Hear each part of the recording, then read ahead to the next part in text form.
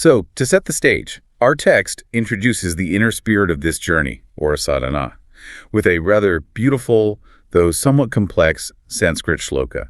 It maps out a systematic inward folding of awareness. A sequential withdrawal. Right. And it states that wise persons sequentially merge their senses, the indriyas, into the mind, which is the citta. Then the mind into the doer I, or aham. Then the doer I into the pure I, known as maha. Then the pure I into the unit spirit, the jivatma. And finally, into supreme consciousness, paramama. That is quite the sequence to take in all at once. It is a lot of terminology, I know. So instead of dumping all that on you at once, let's just look at the very first mechanical step. The text suggests that we must begin by merging our senses into the mind. Because before we can even dream of reaching supreme consciousness, we have to start by mastering our interaction with the immediate physical chaos of the external world. That makes sense. That is the crucial starting point. You are trying to pull your awareness back from being constantly battered by external stimuli. The text explains that an individual must withdraw their mind from those external physicalities and establish it in the realm of the done I. The objectivated I feeling. Okay, let's unpack this, because I want to clarify what that actually feels like. Does that mean you are no longer lost in the objects around you, but you become hyper-aware of yourself as the one observing them? That captures the psychological shift perfectly, yes. When you aren't blindly reacting to every sight and sound, you gain a remarkable degree of clarity. Oh, wow. And what happens here is that the person gains partial or even full control over external realities. Because their perception is clear, they are suddenly in a position to actually help the world in that physical realm. They can see what needs fixing. But reading through these sources, there is a massive friction point that stood out to me right at this initial stage. The text warns that if the mind is guided by dogmas, the person fundamentally fails to do their duty. Yeah, the entire spiritual path becomes defective. Right. So is this first phase akin to tuning out the deafening static of a crowded room so you can finally hear a single beautiful instrument? Yeah. But if you're wearing earplugs made of rigid dogma, you simply tune out reality altogether. You hear nothing but the muffled sound of your own biases. What's fascinating here is how precisely that analogy captures the mechanics of dogma, because dogma acts as a pre-installed filter on your perception. Oh, I see. In this stage, you are trying to perceive the world clearly to be of service. But dogma, these rigid, unquestioned beliefs we inherit or adopt from society, distorts that clarity. It tells you who is worthy of help and who is not. It essentially corrupts the operating system before you've even booted up. It truly does. Without the clear, universal perspective of Neo-humanism, which advocates for universal love and the dismantling of these arbitrary boundaries, our attempts to help the physical world become entirely warped. Because we end up helping only those who look like us or think like us. Exactly, or share our specific creed, while ignoring or even harming the rest. The text argues that if your service is conditional, your spiritual step is fundamentally broken. So if we manage to strip away that external dogmatic filter, what happens to the mind? Where does that focus go once it's untethered from the physical chaos? Well, we move deeper inward. We shift from what we are observing to the very core of who is doing the observing. The mind withdraws from that objectivated state into the pure doer I feeling. In Sanskrit, this is the aham. The observer itself. And the text describes something quite remarkable happening at this depth. It suggests the aspirant begins to feel all the pains, agonies, pleasures, and joys of the entire human mind. It is a profound state of empathy. It really is. They are driven to help both the animate and inanimate worlds, becoming a true asset to human society. The mechanism behind this is fascinating. When you stop identifying so fiercely with your external individual labels, your job, your nationality, your specific social standing, the artificial walls between your emotional state and the emotional state of others begin to thin. Oh, that's beautifully put. You are no longer isolated within your own emotional weather. You start feeling the climate of the entire human condition. That expanded empathy sounds ideal. But again, the text delivers a rather stark warning about the mechanics of spiritual practice here. It states that even if someone practices sadhana spiritual practice for 20 hours out of a 24-hour day, if their mind is impure or rented by dogma, their path is fundamentally defective. It is a very strict boundary. I mean, I have to push back on this, or at least explore the friction here. 20 hours a day is immense, almost unfathomable dedication. It is. Could we liken this to a person who spends all day at the gym lifting weights with terrible form? They're exerting immense effort, sweating profusely, totally dedicated. But are they actually building strength, or are they just systematically tearing their own joints apart? If we connect this to the bigger picture, that is exactly the dynamic at play. Spiritual effort, no matter how rigorous, without the foundation of universal love is entirely hollow. Just spiritual gymnastics. Exactly. What this philosophy is arguing is incredibly radical compared to how we usually view asceticism. True spirituality is not measured by the sheer number of hours you log sitting in silent meditation in a cave. Right.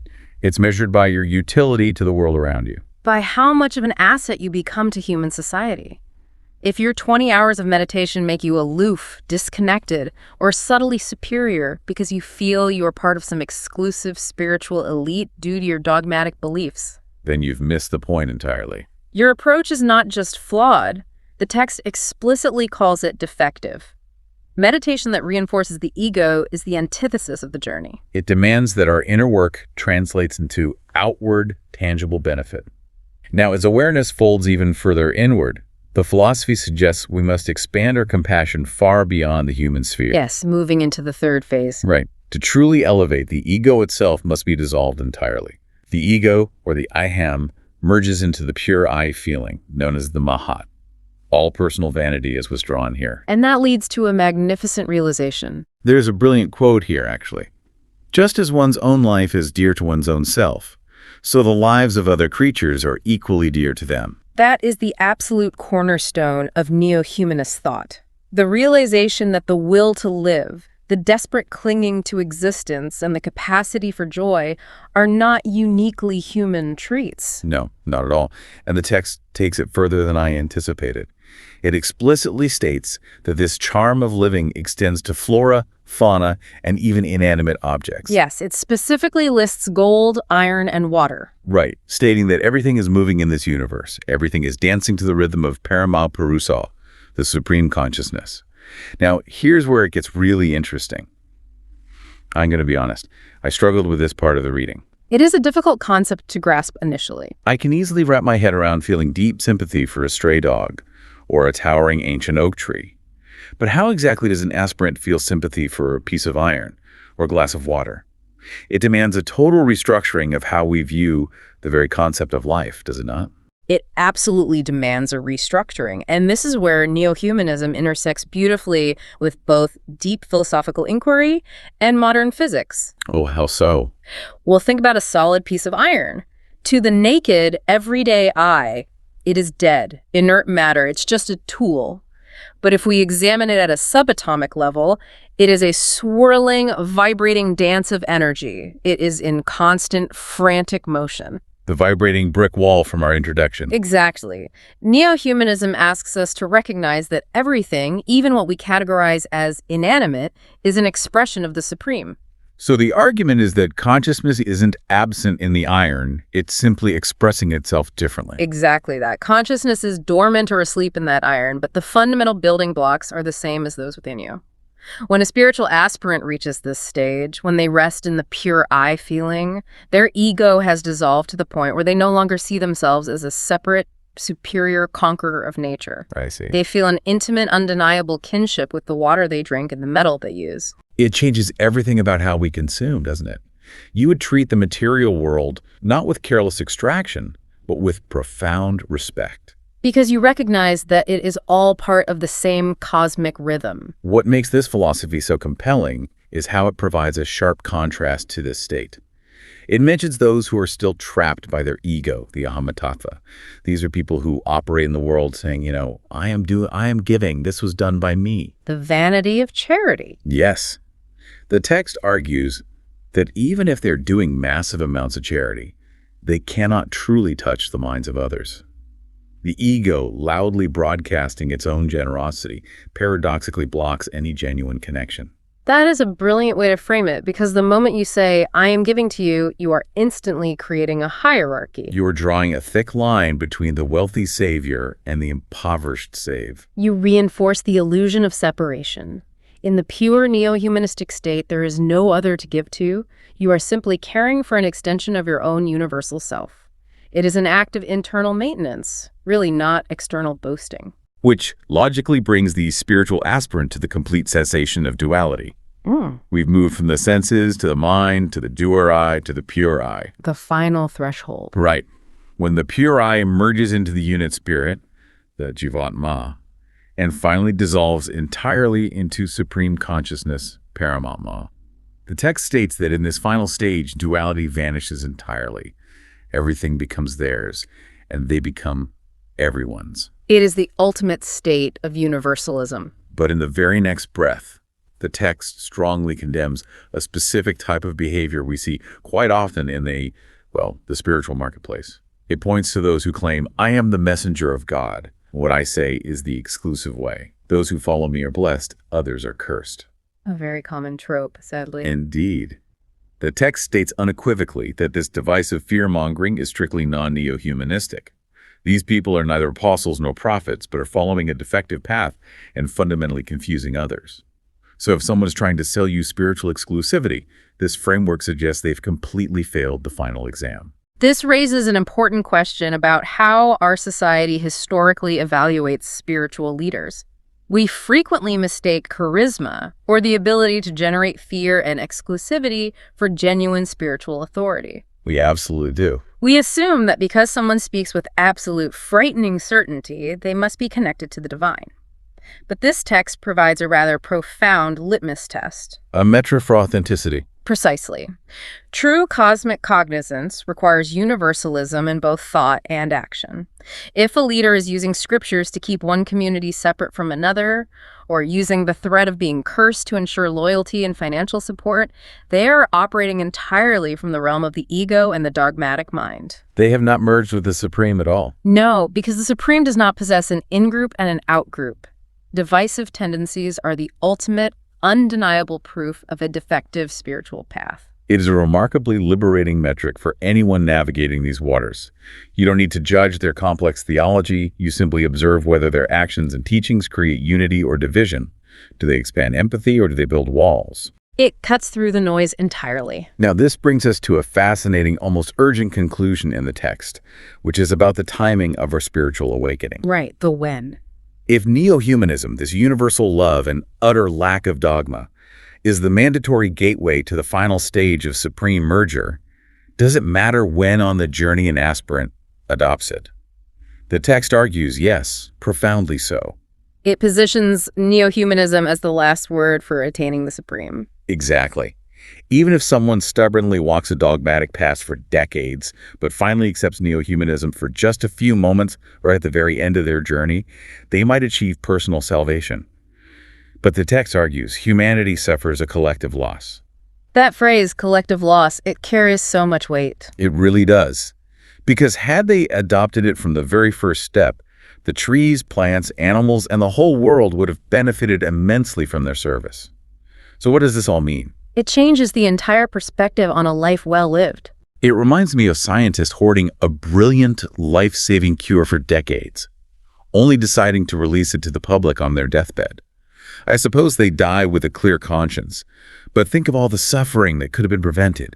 The world was deprived of their genius. That is exactly the tragedy the text is highlighting, and it completely redefines the goal of spirituality. It shifts the entire paradigm from a selfish, isolated pursuit of personal enlightenment into a profound social and cosmic responsibility. It's not just about you. Exactly. If you wait until the very end of your life to finally realize that all beings are interconnected, you have spent decades walking the earth without actually nourishing it. You haven't planted trees, you haven't fought for justice, you haven't eased the suffering of the animate and inanimate world around you. Right. You secured your personal salvation, perhaps, but the universe was actively deprived of your service. It's a staggering thought. It demands that our spiritual awakening isn't just an internal light bulb going off for our own comfort, but a fire that actually warms the house for everyone else. The early adoption of neo-humanism ensures that your entire spiritual journey leaves a wake of healing and tangible progress, rather than just a dusty trail leading to your own personal finish line. Which leaves us with a rather profound final thought to mull over. If our spiritual progress isn't just about the quiet state of our own minds, but directly impacts the trees, the animals, the people we pass on the street, and even the inanimate objects around us, how might your daily interaction with the simplest things change, starting right now? That is the ultimate question. The next time you pick up a glass of water or speak to a neighbor whose views differ from yours, how does that action look when viewed through the lens of absolute universal interconnectedness? It elevates every single interaction from a mundane transaction into a vital opportunity for spiritual service. It truly turns the ordinary into the extraordinary. Now, to make this world a better place for all to live with happiness and justice, we enthusiastically invite you to keep exploring these concepts. You can know more about Neo-humanism and Prout, which is progressive utilization theory, by joining a Prout study circle in your area. An excellent next step. We highly encourage you to join the YouTube channels at Siddhipra's Movement, as well as the At Next Human Project. These are splendid resources to firm up your understanding of scientific spirituality and Neo-humanism, which is Jyoshar Kanaga in Hindi truly, a new ethics for the future humanity. Highly recommended for everyone listening. And for the absolute authenticity of original knowledge regarding all of this, do visit Ananda Marga publication, and you can reach out directly at ampsbooks@gmail.com. Keep the best of your discussion progressive and optimistic. The path is challenging, but the destination is universal joy. Keep your energy positive, stay curious, and keep striving for that universal connection. Thank you so much for joining us on this deep dive. Until next time, take care of yourselves and the world around you.